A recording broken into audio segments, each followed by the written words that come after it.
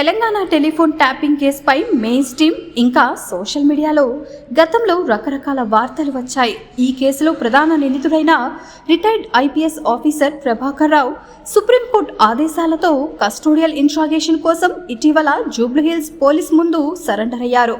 అయితే case investigate చేసే Jubilee Hills ACP PV గిరి చిన్న స్థాయి అధికారి అని, గతంలో ఆయన ప్రభాకర్ రావు కింద పనిచేసిన సబార్డినేట్ ఆఫీసర్ కాబట్టి ఎలా కేసు హ్యాండిల్ చేయగలరని కామెంట్స్ వచ్చాయి.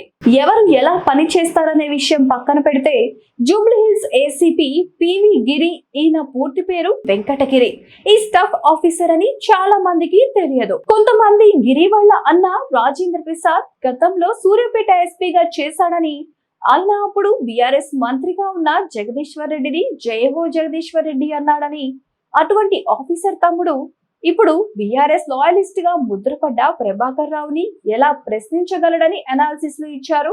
అసలు విషయానికి వస్తే ఏసీపీ గిరికి అన్న లేడు, ఆయనకు ఒక తమ్ముడు ఉన్నాడు.